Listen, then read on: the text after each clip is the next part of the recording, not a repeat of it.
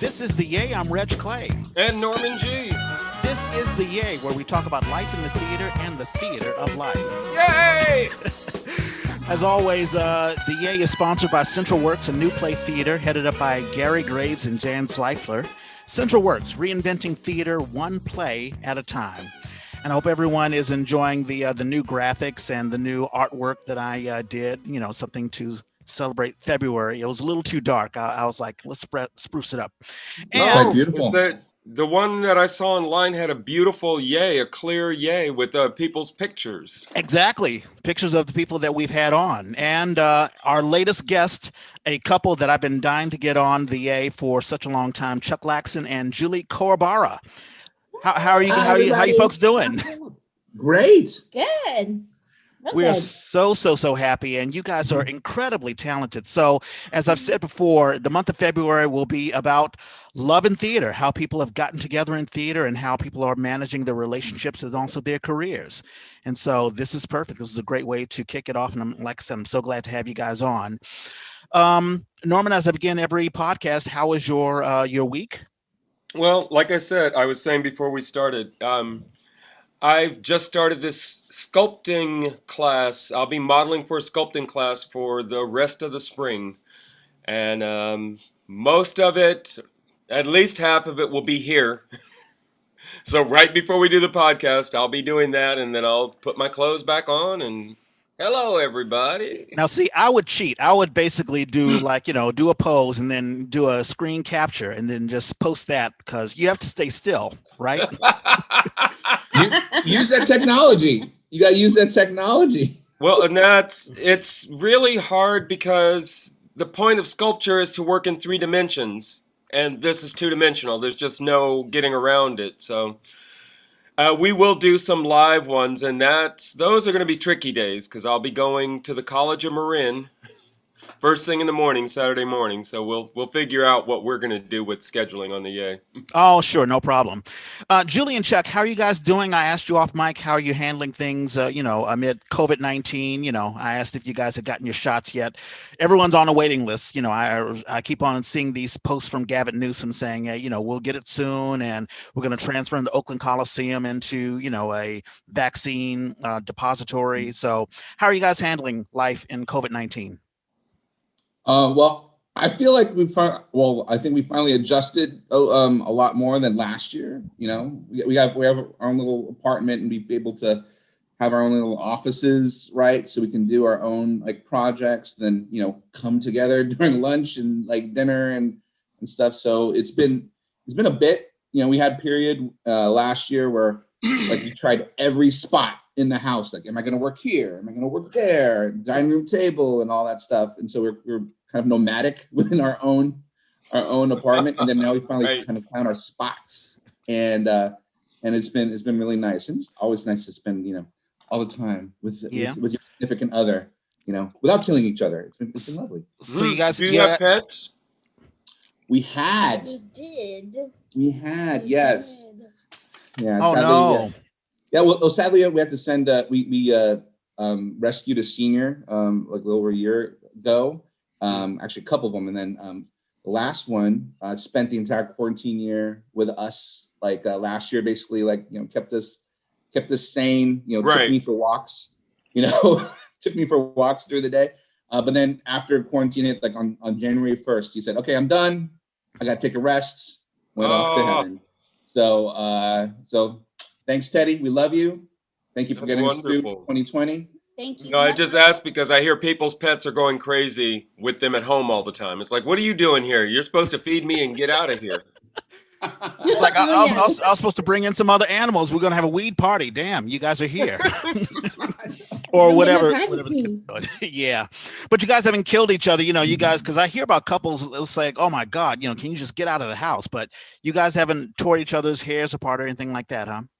No, thankfully, we really love each other's company, and that's not lying about it at all. We really, really do enjoy each other's company. We have the same, very similar tastes in many different things. So, and I think also we've been very fortunate to be able to work, not just with theater and acting gigs. We have other hustles on the side. So I think that has really helped us to, have these separate outlets. So Yeah, yeah, it's always good. I'm always interested in what people's day jobs or side hustles are because everyone has one, and you really, yep. really need one.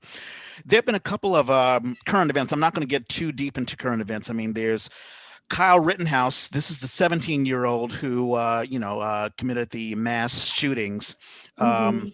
and now he's a fugitive. Now nobody knows where he is. Oh, wow. He was out on bail, and his lawyer, defense attorney, was like, "Oh, he'll be in," and he is not in at all. So Oh, that's a crazy thing. Do you guys know about Kyle Rittenhouse, Chuck and Julie? I didn't realize he was nowhere to be found at this I point. had no idea. That's so stupid. I just Yeah, knew that his lawyer had said, well, the police told us that for safety, we could tell you a different address. And then the police immediately went, no, we didn't. yeah. This is really crazy. I mean, this ties into, so all this week, there was the I forget who the member of the House of Representatives, the woman who was taken off of the committees. Oh, Marjorie.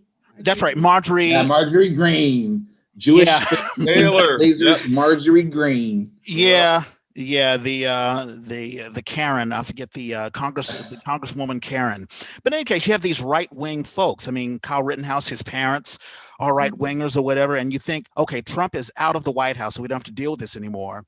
Right. Yes, we do. We still are dealing with it. So, Mhm. do you guys have I don't know, a hot take or whatever on just what's going on? Well, I'll just say, like, one of the big reasons why I was able to get through 2020 is because I kind of tuned out as much of this stuff as I could, because like Julie's way better, like, watching CNN and keeping track. But like for my mental stability, I just couldn't really take it in, because there's that feeling of like, you get upset, you get emotional, and the feeling of like helplessness, right? Especially even more because we were like, quarantined and stuff. I mean, and there were times where we, broke, quarantine to go to like, some demonstrations because, we just had to get it out. But after a while, I was just like, I can't process like all that stuff. This is just like too much, right?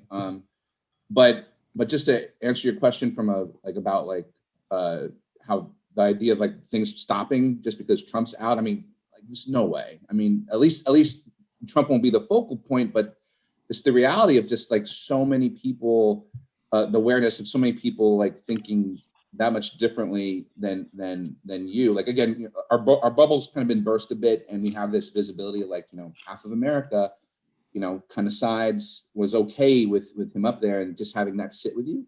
So I definitely think there's going to be a lot more like, news and things of that nature to just be amazed and outraged about. So yeah. Yeah, I hear you. Julie, I have a question for you. I mean, how are you taking things? Because, I always think of race relations or racism as a black white thing, but there's been a lot of Asian racism. And also as a woman, I mean, just the age of Trump. I mean, thank goodness, we actually won the election. I mean, I can't imagine how mentally I would be taking things if Trump actually won. If he had handled COVID-19 even a little bit cogently, he could have easily won the election. But as a woman and also as an Asian American, how did you handle, I guess, the age of Trump, and do you deal with, I don't know, just just how do you feel as a woman, just having gone through all of that? Well, I think what has happened for me in the last 4 years is quite an evolution of understanding that being an artist is a way of practicing your voice. That's your activism. I think tapping into my group, Granny Card Gangsters, a comedy sketch group, all Asian American women. I mean, we have the ability to say what we want, express what we want without the filter of being judged for it, because we have a base that we're pretty much preaching to the choir, and that makes us feel good.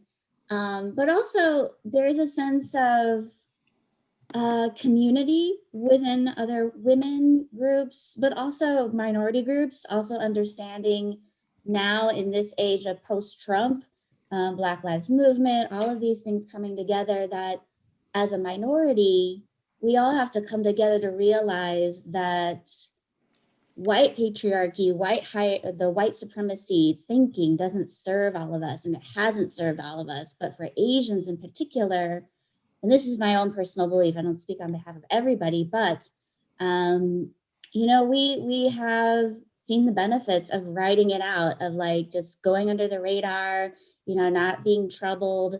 I mean, not being like, perpetuating the model minority stereotype. And I know a lot of people might be angry about that, but it is true. And I think for me personally, it's time that I used my voice, if I have the ability to be in the room, to speak up and be an ally for those who aren't being served and who actually equality is needed. And that goes along with minority groups, disabled groups, different transgender gender groups that aren't there.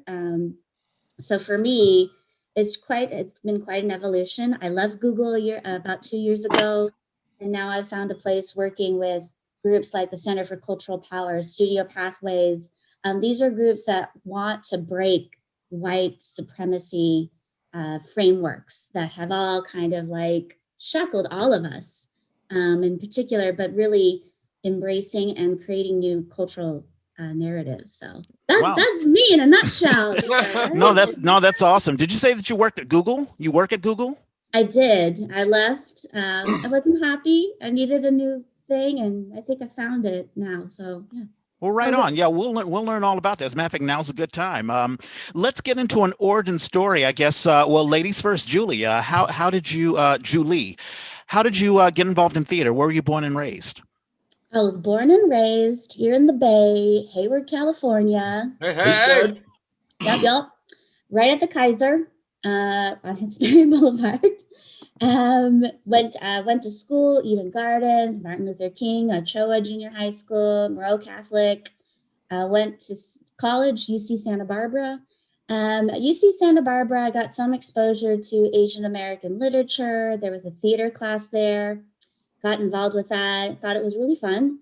I didn't think much about it until I came back to the Bay, lived in LA for a little while, and then came back to the Bay, lived with my sister over in, Alamo Square. We got a cute little apartment in Alamo Square. It was so cute. And then a friend of mine, Homer Rivera, and another friend, Ryan Morales, were members of Bindlestiff Studio. And they said, I asked them, hey guys, I want to take an acting class. What do you guys think? We just happened to be friends. We worked at the same employer, GameSpot.com. Oh, wow. There's been a lot of news on that too. I'll let you go ahead. Oh, that's GameStop. This is GameSpot. Totally. Oh, got it. Okay. Oh. It's okay. Everyone confuses their name. But so you're not rich right now is what you're telling me. I'm definitely not rich. I did not ride that train. Damn. No, I didn't. So Homer and Ryan said, either you go to the Asian American theater classes or you can go to Bindlestiff. Bindlestiff was free. Asian American theater at the time had a fee. And I was like, well, okay, free's good. I'll try free, low risk. So I went to a Stories High acting class in 2005. And that's it's a program that's been running for quite a long time. It's still running today. It's wonderful. Many, many, many wonderful artists have come out of that program. Myself included, Chuck. Ali Wong was part of this program as well. Sam Chance. Who else was part of it? Arena Mario. I did it twice. Yes, you did it twice? Yeah, that's right. So nice you did twice. Mike Dorado, That's right. Nicole Mashali. Like there's so many wonderful artists, and it's still running today. So yeah. 2005 took the class. Yeah. Now I was going to say 2005, the Bindlestiff had not moved into the new space. Where was the space at that time? The old studio? Was it the old studio? What is it on? Not Natoma. Six. The next street over, I can't remember. We were in Natoma Alley at the time. Oh, so it was Natoma. Okay. Yeah, you're right. Yeah, we were displaced from the original space as they were like rebuilding it. And so we were there in the alley for like about three or so years. Yeah. Nice. So Julie, when you went to school, what did you study? I studied film. Oh, really? Did you want to be in front of the camera or behind the camera? I wanted wanted to be behind the camera. I studied film. It was like an art, like a literature major kind of thing. So you studied film theory, some production. Production was done actually on 16 millimeter film, like actual physical film. And I was studying to become an editor. But the training that I got was literally old school, cutting, pasting, like literal strips of film. When I came out, I realized, oh, It was we're almost going obsolete, digital. almost. It was obsolete at the time. That was like 2000. And so, yeah, I had to get a whole new training on that. But it was fine, but yeah. And then I was in LA working at a production. I was working under the VP of production at Lifetime Studios at the time. So it was fun. Wow. That's really, really impressive. Isn't it crazy that like kids these days, like what's film? Like they don't even know the concept of film, right? Yeah, I know. Well, I participated. There's a guy, one of our friends, Ruben Grijalva, who now is a writer and a creator at Playground. But in any case, he came out of film school, and although he does filming, he still films every now and then with actual film. You can tell the difference between film and actual and digital. And there's a whole debate as far as, which is better or worse. I know what's more expensive. Film is way more expensive. Yes. Chuck, your For turn. sure. How'd you get involved in theater? Well, I think a lot of the interest stemmed from like college days when like I got involved in the Filipino cultural night. That's something that's like across the board, colleges all around. If they have a Filipino club, then they have like a PCN, a Philippine Culture Night, where everyone gets together, they do traditional dances, and sometimes there's like a skit involved. And so, like being part of that production, I realized how fun it was to like create a show and perform on stage. And and I think the year that I was the years I was there, we brought back the idea of like a sketch or like a story throughout. And so I helped write that and create that, and like, wow, this is super fun. And because I wasn't really involved in like theater culture, like growing up, I would watch it. My mom was actually pretty big into trying to where were you born and raised? Theater. Where were you born? Oh, sorry, yeah, born and raised San Francisco, California. Yeah, Woo! native, Yes. and have not moved out since. No reason to move. Yeah, so grew up like went to school around Stonestown, St. Stephen's. Filipino Catholic education all the way through. My mom tried to make sure I tried to stay out of trouble by keeping me in the Catholic education system. So St. Stephen's for grammar school, Sacred Heart for high school in San Francisco, and then went just to USF right there on top of the hill. So been here my entire life and love it. Yeah. And so after graduating, kind of finding out like where I'm going to get a job, I started trying to look for some other things to do. And I took an acting class at Asian American Theater Company. Just instantaneously, just loved it. I studied under Mitzi Abe, who's an Asian American Theater core member, and I loved it. Ate that up, and then I stumbled upon Bindlestiff through common friends, and I took Stories High basically a year before Julie, and that instantaneously became that was my artistic home and has been since then. So, and then the following year, that's where Julie and I met. So that's how I got into acting and theater. Nice, very, very nice. So did the two of you, was it on stage that the two of you met? I mean, was it love at first sight? Tell us a love story. Well, we met at Stories High. So we took, just like you, Reg, I went for seconds because it was so fun, right? So addicting. And yeah, Julie and I that's where Julie and I met. And yeah, you want to talk about the circle, the first time we met there, the circle up. Yeah. So the first class, we're doing introductions, and then people are going around and everyone's saying, hi, my name is so-and-so, and I'm X amount of years old. And I realized, I'm like, oh my God, everyone's under 25. I think I was like 28 at the time. I was a little nervous about that. I don't know why now, but anyway, I felt that. Then I said my name, I said my age. And then all of a sudden, as they're getting towards the end of the circle, a door opens in the back of the theater and Chuck walks in and everyone's like, ah, Chuck, oh my God, Chuck. And he breaks the circle. He's hugging everybody. I don't know him. I'm a hugger. I'm a hugger. There's obviously some repeat people too. And then, I was like, who is this person? Like, comes in like 15 minutes late to a class and, I'm Filipino, sorry. Like, no, for me at the time, I was like, I never go to class late. Obviously now I don't do that. I don't care anymore. But yeah, and then he said his age. I'm like, oh, okay, good. Someone's older than me. Thank God. Yeah. By 1 year. By 1 year. By 1 year. That's pretty much how we met in that first class. Then we first started talking. I performed we were supposed the exercise we were to perform a scene that we write ourselves, but with no dialogue, just like physical language. And my whole scene that I built up, I had written a scene where I was a hooker. I had just come out of the shower. I'm having a hard time. I can't even. I'm having a hard time visualizing that. But go ahead, because you're such a nice lady. Go ahead. Yeah, but yeah, somehow I made up this character that I was a hooker, and then I had taken the wallet from my John, and the police were coming, and that was the whole scene that I had to pantomime. And Chuck, I think he came up to me and he said something. What did you say? I don't know what I said about that. I don't know what I said. You're just like, yeah, that was good or something. Like I could visualize it. And I said, yeah, I really like things that I like to play sassy and bitchy parts. Well, yeah, I know you said sexy. Sexy. Yeah. She's like, I like to play sexy and bitchy parts. And I'm like, well, okay then. Okay. and I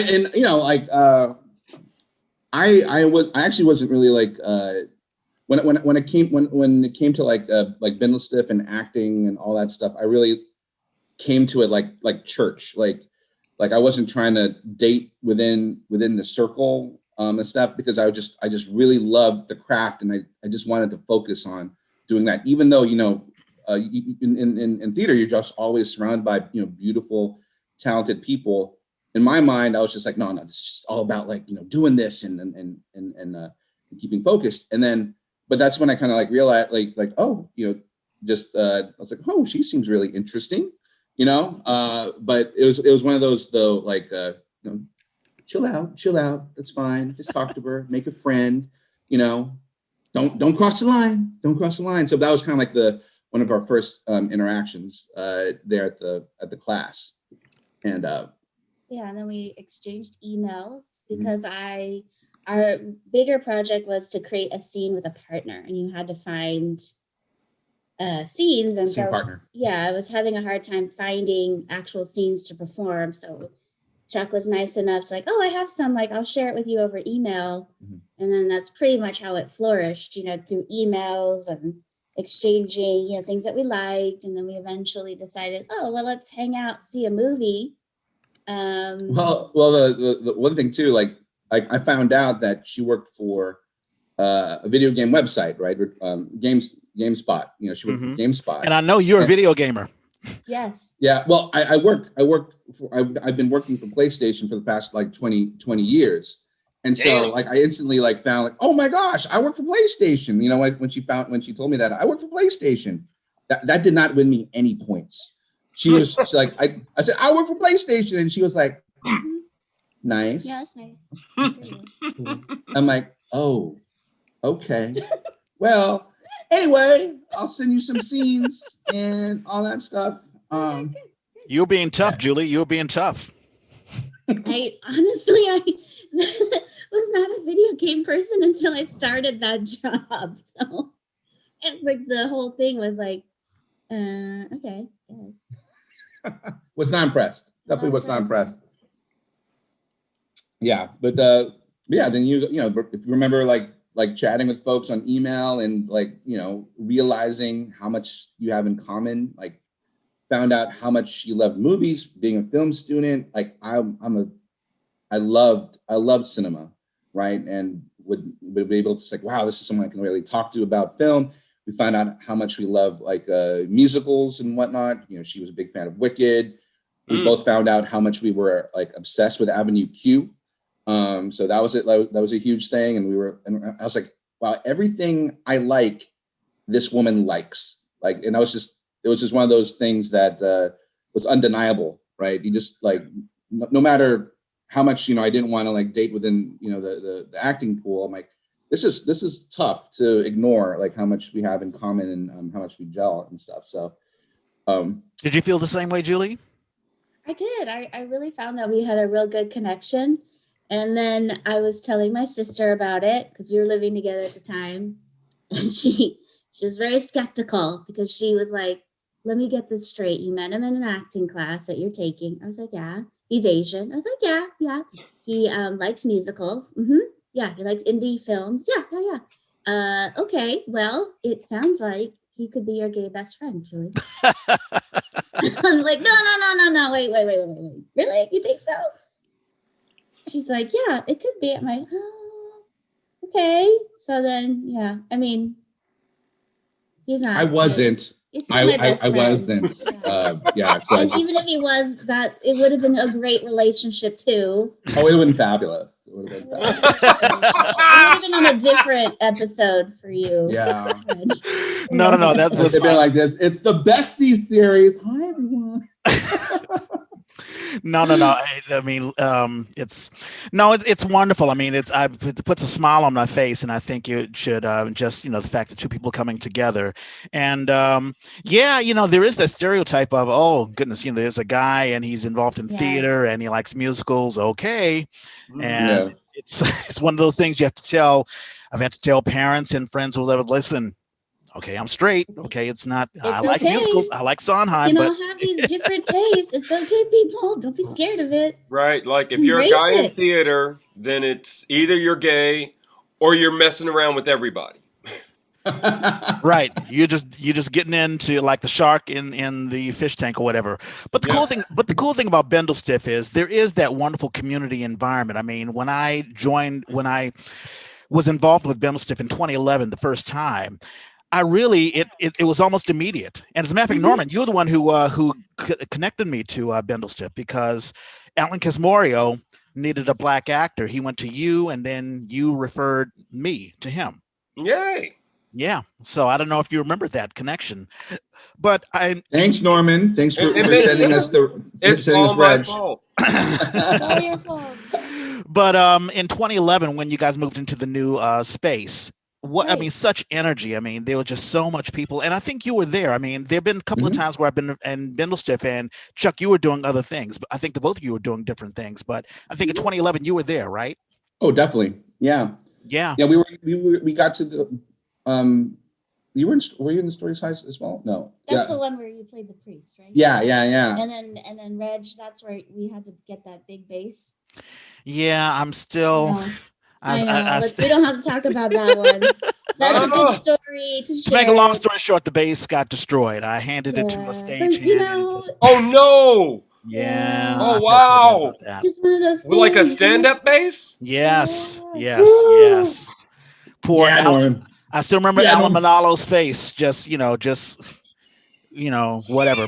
But it was still a wonderful, 2011. It happened.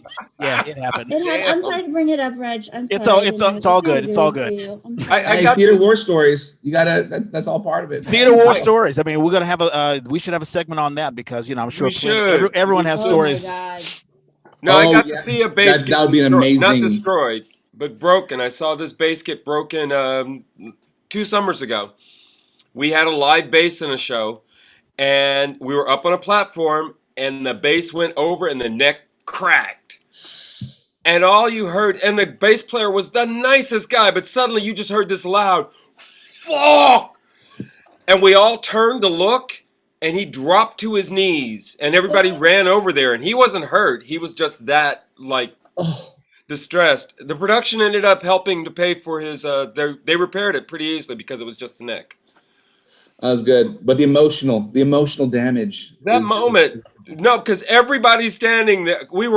This is outside. We're in a park, and everything stopped. and everybody turned, and people started running because it sounded like somebody had died. Yeah, I can yeah. imagine. Boy, I felt so bad. But that was just one bad, I mean, really 2011 and, stories high and just being in the new space. And of course, there was the death of which is Oh Yes, horrible. that was. yeah, Yeah. Oh, yeah. But otherwise, but otherwise, it was a wonderful experience because you guys were happy to be in the new space, and the new space is still vibrant, and just the community. And I was like, wow, this is because I've been involved in theater companies, and usually it's like, oh my God, we got to build a set, we got to do this, we got to do that. You have actors who just want to act, and they don't want to do anything else.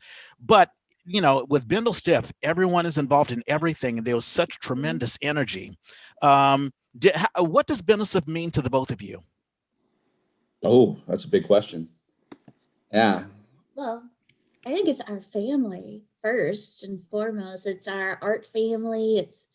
I pretty much consider everyone there like my cousin because that's just who they are to me. I mean, we've been involved since well, you've been in there 2004, 2005, and we're still doing stuff with them. We both sit on the board. Mhm.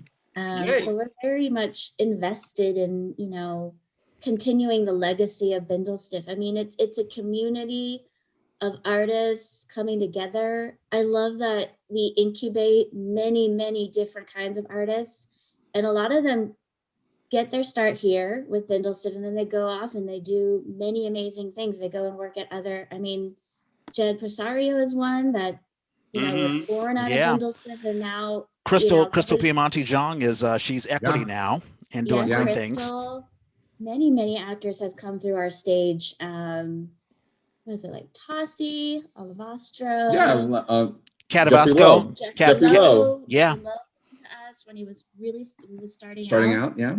We gave him we did a feature length play for him, and And then he he directed. directed one for Yeah. us. He was very yeah, I think he was just almost out of college at that time. So, Alan wanted to take him under his wing. So I mean it's been really amazing.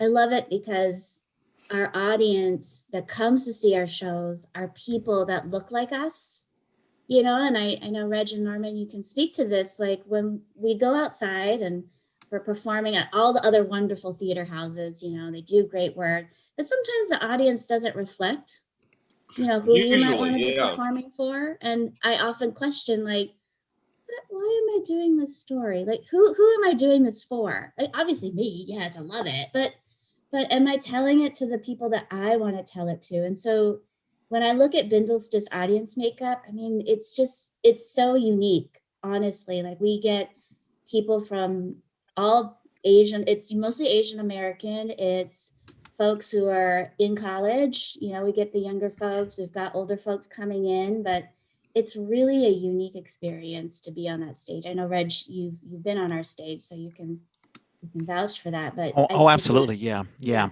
the Chuck, department's what it is. what about you? And I also want to ask, are you primarily in comedy? I mean, have you ever done drama before? I actually don't do a lot of comedy on stage.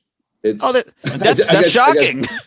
I know, Huh. right? it's she like I think she's already mentioned, like she has a sketch comedy group, and I just am jealous all the time because Oh, she gets to create and do all these amazing wacky characters with the rest of her troupe, and I'm just like, I just like sit and twiddle my thumbs and like I want to do this stuff. But yeah, I actually don't get to do like I'd love to do more sketch comedy. I'd love to just do more comedy on stage. The last time I was able to do like I think real comedy or just like over the top characters was Cowboy versus Samurai Yeah. with Jeffrey Jeffrey Lowe Lowe. directing at Pear Theater a few years ago, and that was so freeing. I loved it. I loved every like aspect of doing that because it's I love comedy, but honestly, like majority of my acting performances have just been like more dramatic. Honestly, right? You Julie just mentioned like the first show at Bindlestiff for Stories High. I got to play like a despicable priest, and I'm like, which is also fun, but and I loved it, but it wasn't. I was like, oh, of these days I'd like to be funny on stage. Yeah, no, you definitely should. I mean, because you have that incredible presence. I figured that you would be doing a lot of stand up and all sorts of cool, fun stuff. Um, Yeah, I think it'd be great. But I think stand up, and I've taken a few classes. It's that is an art unto itself, and I salute every stand up comedian Me who has the too. courage, and has the knowledge to be able to go up there and execute that way. Because it is, and like I just realized how different that is than versus like a one person show. There's a very there's nuance, so it's a very specific like craft. And I tried, and I'm like, oh, writing jokes is hard. It's hard. It is hard, It's really hard. So I salute that. But yeah. what have you been doing artistically lately? Or I guess when's the last time you've been on stage? Oh gosh. Well, stage-wise, wasn't it Gangster? Yeah, that's probably like Gangster of Love was probably one of the last big on stage things we did. I did that at the Magic Theater with an amazing massive cast of folks. Yeah, that was probably the last big one we've done. Honestly, it's been such a blur. Because of course there's been a mixture of staged readings and stuff as well that that I've been able to be a part of. But then honestly, since last year, it's just been a mix of online staged readings, a lot of cool things that we've done with Bindlestiff, shotgun players. We did Man of God reading, which was one of our yay! Yeah, it was one of our first big tastes into how much Zoom technology that we had to manage. And guys, there's Ethernet cables running here and there, and we had a dog to manage, and our dog stole the show actually at some point because Was the dog cast? I mean, was the dog supposed to be in the show? No, it was not. Oh, okay. Teddy, which he's usually chill, calm dog, almost like a cat, just for whatever reason, decided this one day he needed his voice heard. So while we're trying to do our scenes, we just hear, "Bow, bow, bow, bow, bow, bow, I gotta take a pee, time to let me out." And we're like, oh my gosh. And on the chat, people were like, "Hey, is the dog okay?" Where's the dog? The dog. Oh goodness. Well, I'm glad. Yeah, I'm glad that you guys are because there are a lot of folks who are in Bindlestiff who just basically stay within the family, stay within that community, and it's important to sort of get out there and find other. You've worked at the Pair and you've worked at Shotgun, and it's good. It's good to get out there. I was going to ask how just working. Have you guys been on stage together, the two of you? Mm-hmm. Yeah, a few times we've had the luxury of being able to be cast in a show. Let's see, A Kind of Sad Love Story. We were doing that. That was Jeffrey Lowe's play at Bindlestiff. I think the biggest one we've been cast in together was Dog Eaters at Magic. That was a really special show for us. Yeah. And we had a few scenes together, actually. I was a niece and he was my uncle. Oh, that's fun. That must have been fun. Funny. They really had to age me up, guys, because I look way too young. So yeah. Makeup. I want to bring Norman in. I remember. So I mean, I'm pretty much a bachelor. I've been, bachelor. One of these days I'll get married. One of these days. But I remember the last longtime girlfriend that I had. As a matter of fact, it was during Before the Dream. Yes. And she had the hardest time understanding this whole acting thing. I mean, you're not getting paid, and it's one of the things that I have. That's a little.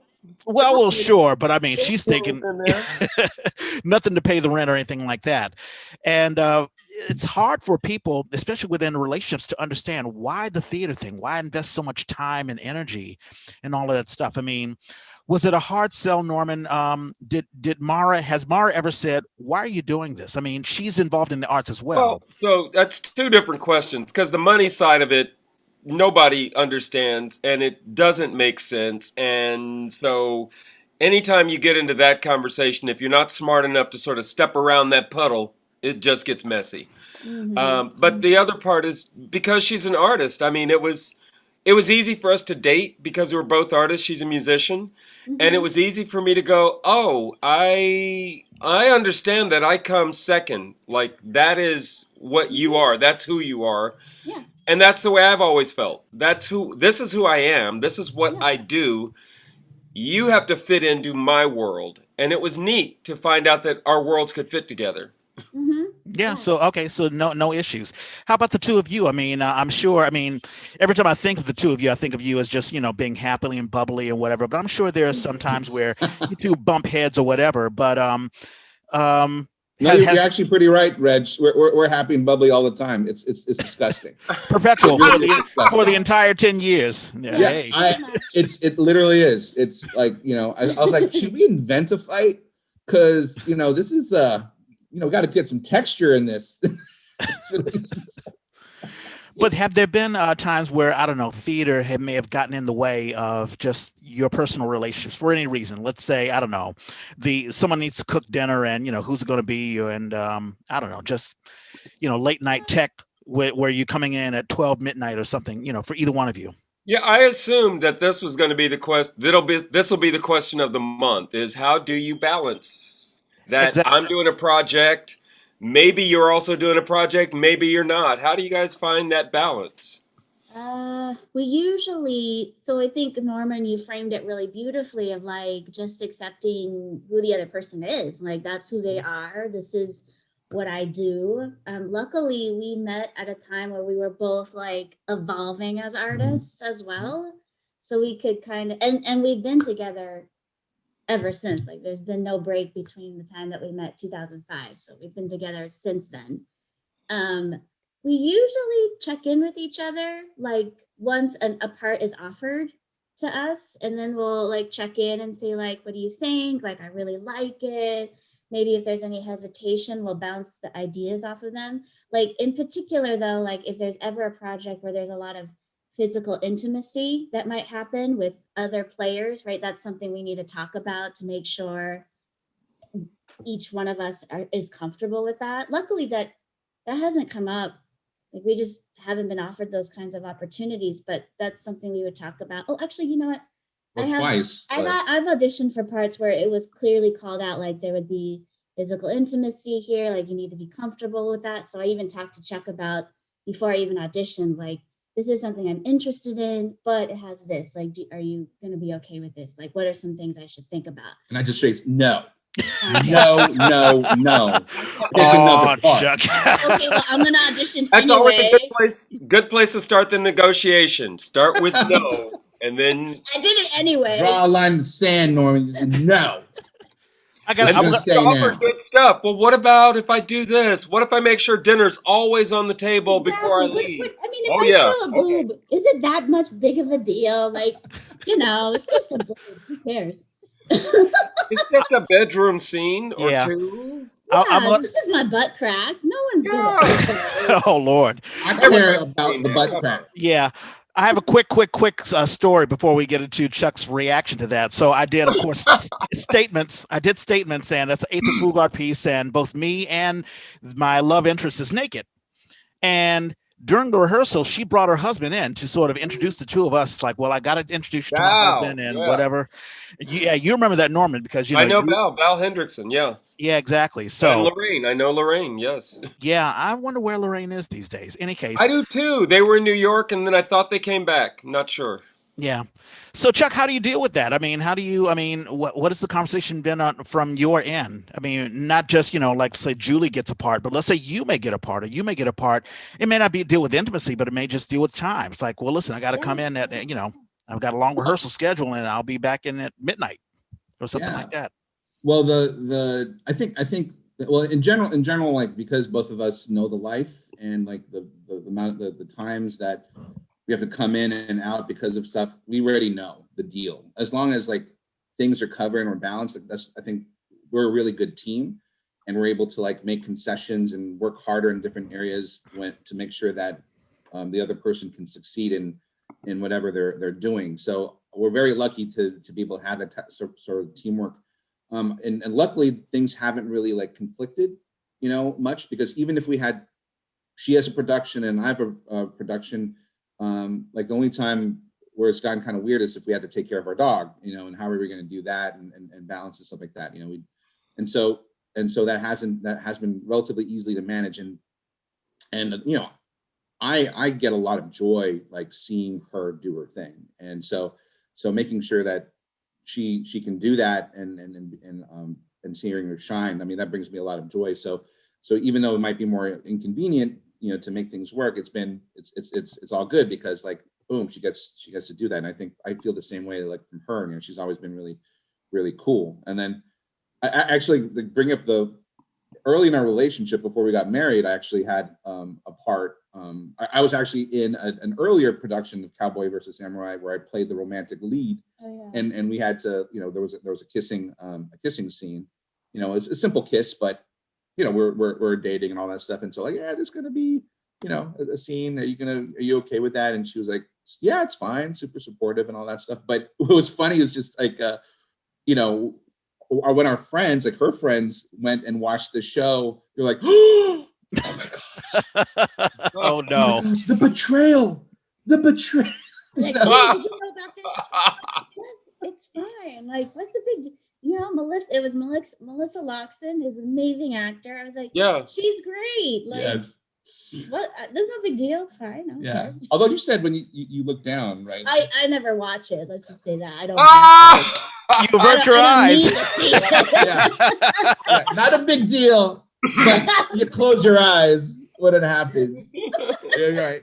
I haven't even asked you this, Norman. I mean, have you ever had? I don't think you've had an intimacy scene while you've been with Mara, have you? No. I have played more adult, parent of adult characters, which is funny because when we get to birthdays, one of my daughters, I think my first daughter on stage was, it's her birthday today. Oh, But nice. yeah, no, Oh. I've never had to deal with that, but I've loved talking to actors about it because you really have to negotiate with the partner. We're doing this, and the best thing seems to be go ahead and introduce. Bring that person into the process as early as possible so you can go, so this is this person, and we're all good, okay? There you go. Rehearsal ends, I come home, they go home. Yeah, it's all good. Yeah. Yeah. All good.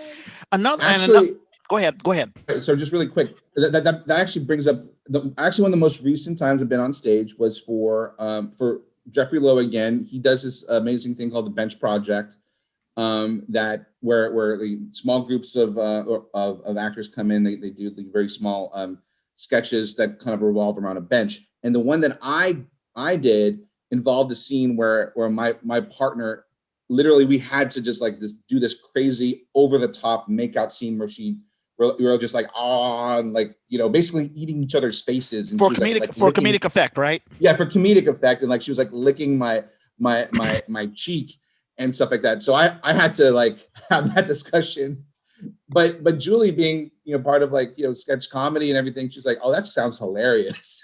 You know, and it was really, really cool. I'm like, oh well, that was easy. Yeah, that was kind of like, Just, if anything, just go for it. yeah, exactly, go for it. It looks like the two of you have lucked up with each other, you know, just having the same chemistry or whatever. Another thing that, and I know we're getting into the 1 hour mark, so we'll probably close up soon. But let's say your career may take you, you know, you may, because this gets into, I always ask our guests, where do you see your careers in the future? Let's say 5-10 years from now. Let's say, Julie, you know, you get a phone call, hey, we have a job for you in LA, or we have a job for you in New York City. That can, you know, be a big change in the relationship. Have you guys talked about that? Like where you guys will go career-wise for each of you in the future? That is really good. I don't know, actually. I mean, I think Chuck knows that I would say yes. Like everything in my body would be like, yes, let's go. Like, why would we stay? Like, She's made it very clear that she's gonna easily drop, go. pack up her bags and just split. When I'm like, oh, okay, thanks for letting me know that. You know, But you can go. You Christina can go with her. calls me, I'm like gonna go. It's like, why would I say no to her? No, I think because both of us are very supportive, we would have conversations that are like, okay, well, how do we make this work? If it's an opportunity that the one person who's being offered it is something they really love. It's something they're committed to. So like, okay, yeah, let's do it. Of course, I would be honest, if Chuck got the call and I didn't, I'd be a little jealous. I'm not gonna lie. I'd be like, well, why didn't they call me? Right. Why did they call you and not me? But I think we would definitely try and make it work in terms of, you know, just supporting one another. And I mean, personally, in the next 5 years or 10 years, I hope that we are back on stage where we're performing in front of people. I myself personally want to explore more voice opportunities, you know, As a voice actor. as a voice actor. So that's something I'm working on, but Especially for video games. I've done that before. I think Oh, you'd be that's perfect so for Which that. video game, Rich? So a friend of mine, Gene Mossy, and actually Gene Bless you, Mossy, Norman. Gene Mossy will be on in 2 weeks, but he is a video game developer. That's one of his side gigs. And he did a game called Alcatraz 54. I'm sure you can Google it, or, you know, I'm sure it's on Steam or something. And it was just a sort of an RPG where I'm locked up in Alcatraz in 1954, and I've got to, you know, my characters have to go through these areas. It's funny as a voice actor. It's like, you know, I'll pick this up here. No, do it again. I'll pick this up here. Or, you know, they'll just being directed, you know, to do the voice acting is very different from on stage, but it's fun. Oh yeah. And it's something that, you know, if you haven't done it before, that'd be a great thing.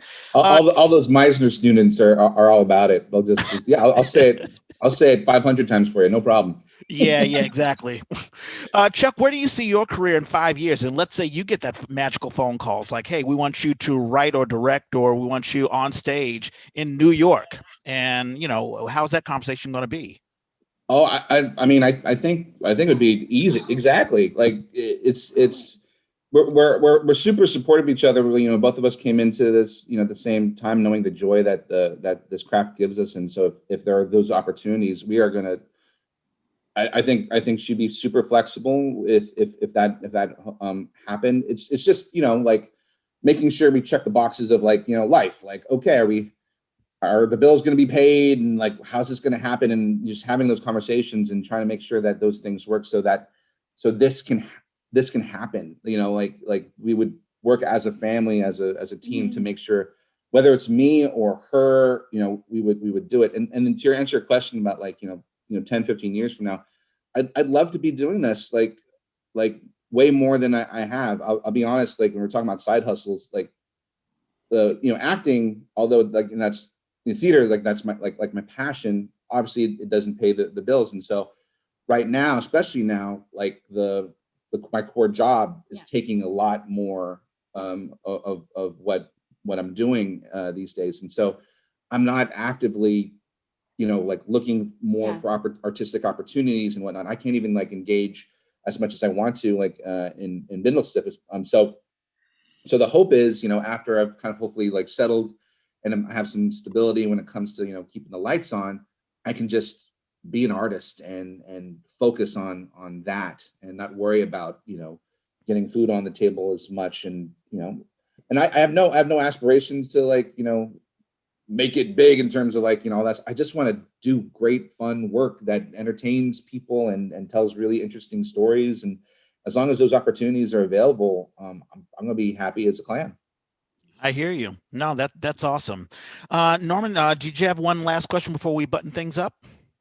No, I mean, I think, you know, it sounds like you guys are at a place where you're ready for the next thing and that you're comfortable doing it together.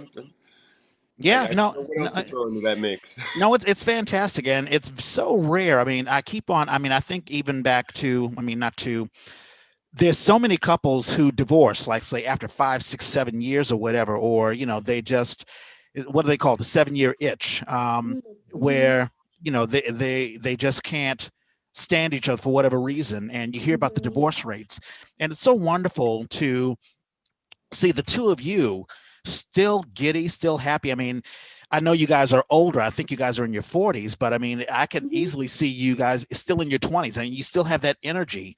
And I don't think that you're just doing it just because, you know, you're on camera. Uh-oh, here we go. Let's be happy. No, I think it's She's legitimate. gonna strangle me as soon as you turn off the Zoom. Well, and I think that rare thing of the San Francisco native to me, I'm like, you guys are like rare creatures. You're like the albino tiger or something. Like, what? Albino Native? Exa- tiger unicorns. Yes. yeah. Yeah. And especially, it's good you brought that up about San Francisco because so many people are leaving. So many people Yeah. are Yeah, are yeah. being pushed out. And you guys, it sounds like you guys are in San Francisco. Say, are you guys thinking of leaving, or are you guys going to remain here? Is the bay keeping you happy? For now, yeah. Yeah. Right? I mean, our Super families happy. are here, so we're rooted here. Yeah. But Yeah. it would be very difficult for us to leave. Mhm. Cool. Yeah. Friends and family, like, and the communities. I mean, that's like the glue that kind of keeps us here, and that no other city or community is offering that, for us. And we don't need any big mansions and all that stuff that Texas. Maybe we You do need. know, Maybe we kind of do. nice during quarantine if you had a big mansion. Okay. Yeah, I don't know if you want to make. Yeah. I don't know if you want to make mansion in Texas, or I keep on hearing these folks in the Midwest. They live totally away from their neighbors. They have these great big, 17-story mansions, and no one lives there. And I don't know what they're doing. But Yeah. it broke my heart when Lorna Velasco, she had to leave. I think she and her family went to, Oh yeah. was it Seattle? I think it was Yeah. Seattle. She's in Seattle. Yeah. The good part is, though, she's created a Seattle Bindlestiff. So there is a sister Oh, Bindlestiff really? out there. Mhm. Wow. No, I I didn't know did not know that. that. That's great. No, Yeah, that's so she's magnificent. slowly building it out there. Yeah. It's like Bindlestiff North. Yeah, that's what we call it. That's Yeah. perfect. No, that's fantastic. Well, the two of you, Chuck, Julie, thank you so much for being on the Yay. And let's get into birthday shout outs, birthdays. Norman. Birthdays. Like I said, so I got to do Hamlet not long ago, and I played Polonius, and he is the father of Horatio and not Horatio, Ophelia. I'm sorry, Laertes and Ophelia. Ophelia. That's her name. Right. Emily Kishian played my daughter. Wonderful actress. Oh, she did a magnificent job. That was at the Arabian Shakespeare Company. Yeah, Arabian Shakespeare, who is now Perspective Theater. They have a new name. I have to change my resumes because I've had 3 companies change their names. I'm like, why are you doing this to me? Brian Quakenbush was one of the founders of Round Belly Theater, and this was back in the day when there was a brief shining moment in the West Oakland area. We had the Noodle Factory, a new performance space. I was managing it. Oh, And this wow. young company came and said they wanted to do rehearsal space, and then it turned into performances. It was really wonderful. He has since moved on. I think he's in Canada now, but it's his birthday coming up this week. Tessa Koenig Martinez. We've talked about having her on, but I don't know that we have yet. And not yet. Nah. A wonderful Bay Area actress, teacher, talent, theater artist. Stephanie Taylor, one of the funniest actresses I've ever worked with. Darren Wilkerson, I went to college with. We were at San Francisco State together. Uh, that name should not be on there. These are for theater people, excuse me. Argo Thompson, I met when he was with, so there was a small theater company up in Santa Rosa. They merged with another theater company, a musical theater company, and they created 6th Street Playhouse, which now exists and is still going. He was the first artistic director. And now he is, and because there was a big focus on shifting things towards musical theaters, and he really loves doing contemporary theater, he now has a company called the Left Edge Theater, just down the road in Roanoke Park. Okay, yeah. 5 minutes closer than the 2-hour drive to Santa Rosa. But but Argo's wonderful, and his new company seems to be doing very well. Tim Niffen, because we're people of color, we often meet white people who have to play those roles in the shows that we do. Oh, when the it's bad about guy. us. Yeah. Tim was one of those, and I remember seeing him after the show, and he was so hangdog about what he'd had to do on stage. And I was like, man, that performance, that was incredible, because I didn't feel like he was evil. I felt like I totally understood this guy. I didn't like him, but I totally understood him. I'm like, oh, wonderful actor. And finally, this week, Deirdre Renee, dear friend of mine, who I know as one of my alley buddies. That's where we met, and she. We're still good friends, and when the alley opens back up, we'll go back to the piano bar and we'll have a good time and have a birthday drink. Yeah. You guys know of the Alley? That's a place in Oakland where it's like not karaoke. It's basically it's a It's bar. It's a piano live. bar. Yeah, it's a piano bar. Oh, It's the Cool. last piano bar in the East Bay.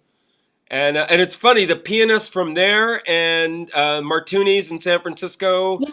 Oh, and I yeah. think another spot that used to have piano bar in San Francisco. Those pianists all have gotten to know each other, and they're doing an online thing that happens at least once a month. 4 Oh, keyboards. Oh, It's nice. Wow. incredible. You two did the two of you sing? This one does. I This do one does. sing. Yeah. Yeah. Oh, we Yeah. got it. We got it. It's been quarantine karaoke this entire time. Like all the time. This one. Martuni's all the way. Yay. Right Piano on. karaoke. Wonderful. Well, that's the Alley is doing karaoke now. So Oh because my Yeah. God. can't- Okay, I'll have to the Well, check if you piano that out. player can't play and have you sing, Well, doesn't work. if you have any Oh my God. recordings, Julie, you should let people know, your Yeah. talent. All right, let I me will give you try. let me give you my birthdays. Nicole Prescott. I went to Duke Ellington School of the Arts in Washington, D.C., and she was a graduate along with me, and she is in L.A. I'm sure she's pursuing that Hollywood lifestyle. She's drop dead gorgeous. She's a model and she's an actress, and so her birthday is today, February the 6th. Also on Monday, Raymond Ray. Raymond Ray is he's a filmmaker. He directed me. He was a director in The Marriage of Bet and Boo, and we also did Water Buffalo, which was a wonderful piece. There was a group that I was involved in called Baystage, and that was in 2001. That was one of the first jobs that I ever had when I first came to the Bay Area. So in any case, Raymond Ray, his birthday is on Monday. On Tuesday, Dov Hassan. He is a writer. He is the husband of Linda Amayo Hassan, who did Oh. Cheer, Story of a Dreamer, and I think both of them teach at Chabot College. Wow. So his birthday is there. Another husband and wife. That's another one that I need to get on. On Wednesday, the beautiful Helena Alvarez. She was our Fatima when I wrote Foreman in Paris, and we produced it on the Douglas Morrison Theater stage. That was a couple of years ago. Oh, nice. And she and her husband, they have 2 kids, and they're just starting up a family. But I would love to see her back on stage again. Her birthday is Wednesday. Also Wednesday, a veteran actress, Christine McComber. She is, she has an amazing voice. And she and we did Grey Gardens. She's an older actress. I'm sure she's in her 60s, maybe her 70s, but her voice is still just as vibrant. When I think about Tony Bennett and the fact that he's like 90 something years old, yet he still has that voice. Yeah. I think about someone like Christine McComber. So her birthday is Wednesday. Is that it? That is it. I have some on Saturday, but we'll do that on Saturday. Any shows we want to promote? I don't have any this week to promote. I have I still want to promote the pair, not the pair, the Dragon Eggs. Theater, yes. So Dragon Theater, so I've been participating in a bunch of Zoom readings, and Dragon Theater, they will have within the next 2 weeks. I wish I had it written down. But in any case, they're doing a thing called Dragon.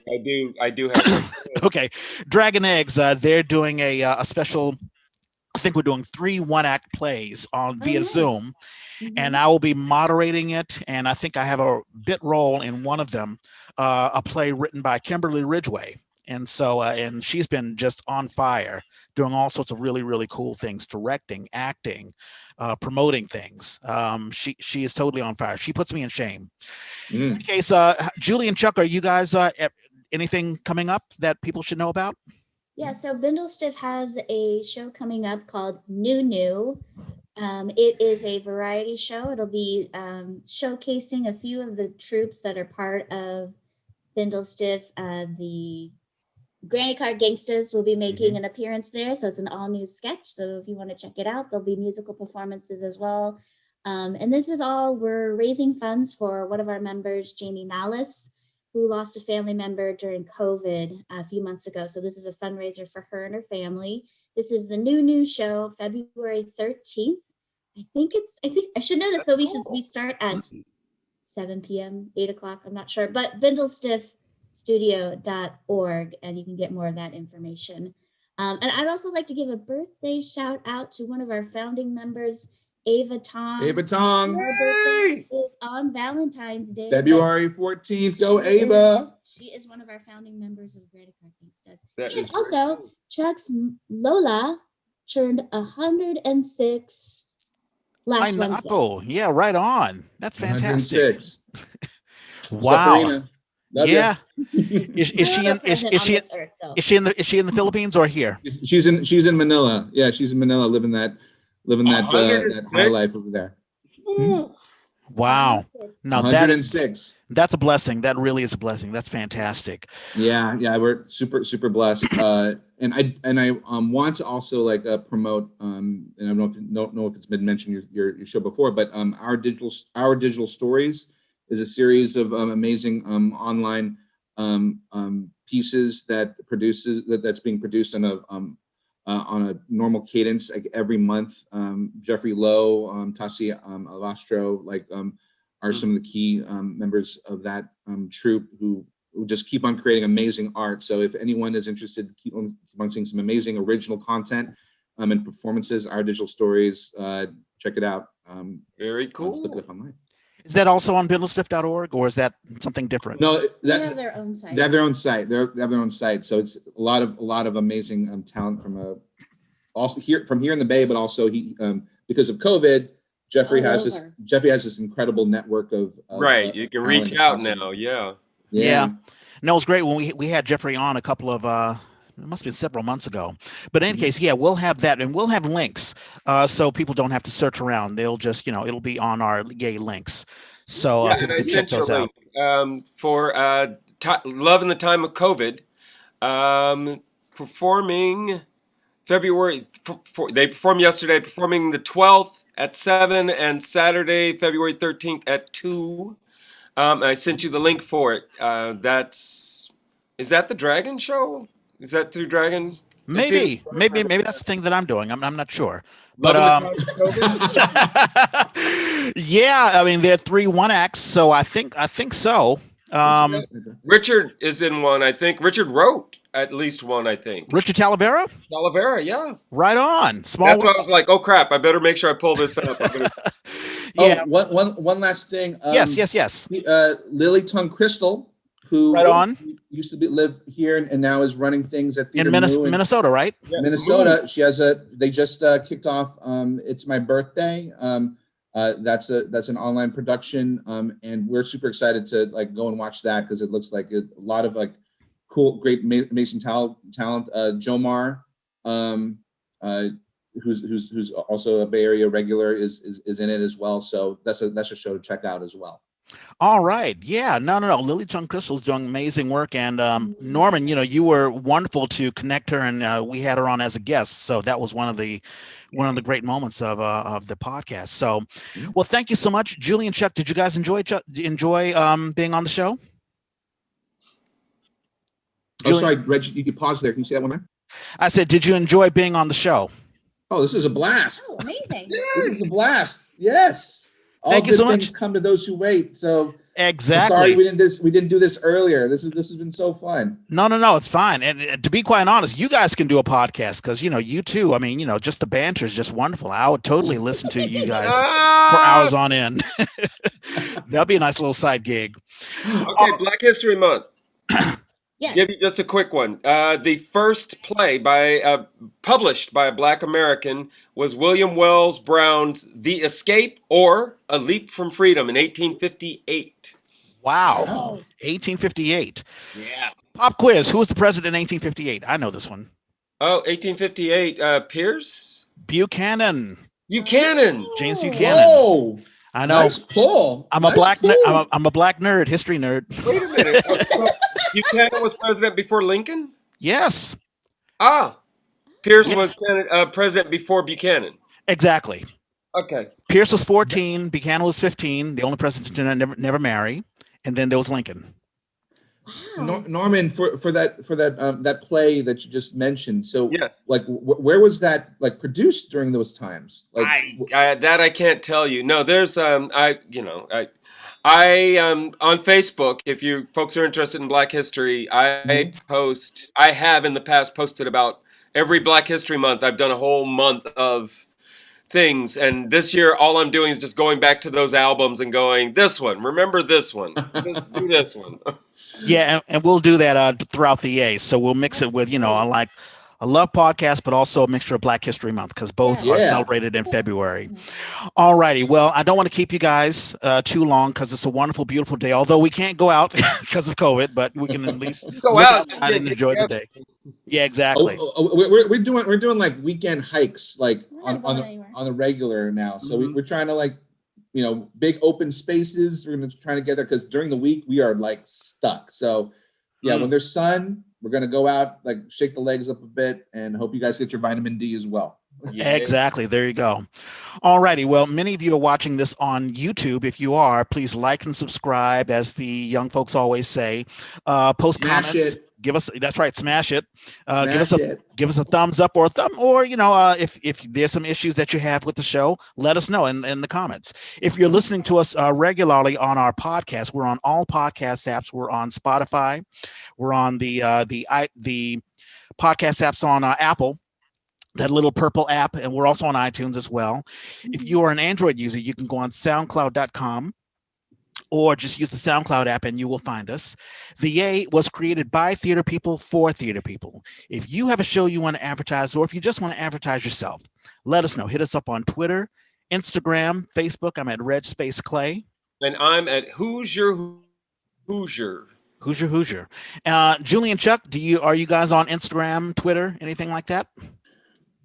I'm on Instagram at Jularry. That's my handle. And if anybody wants to follow, Granny Cart Gangsters is the handle for our comedy sketch. I'm sorry, follow which? Huh? What did you say? Follow what? Granny Cart follow Gangsters. Granny Cart Gangsters on Instagram. Gangsters. Yeah. And what about you, Chuck? I'm at the Chuckle Shots on Instagram. Not very interesting, but if you want, that's where I'm at. He has good food pics. But Yeah. any budding directors who are looking for a great Filipino actress and actor, you can't go wrong with Julie and Chuck. I'm trying to get you guys, because there's some directors who may be listening and trying to hook you guys up. Thank you so much. It's been an awesome pleasure. I mean, honestly, we could be talking to you guys all day. Yeah. Hey, I love the long podcast. I just love it. So thank you so much, and who knows, maybe we'll do it again. Yeah. In any case, thank you so much. I'm going to let you guys go, and as Norman and I always say, we gotta find a better sign off.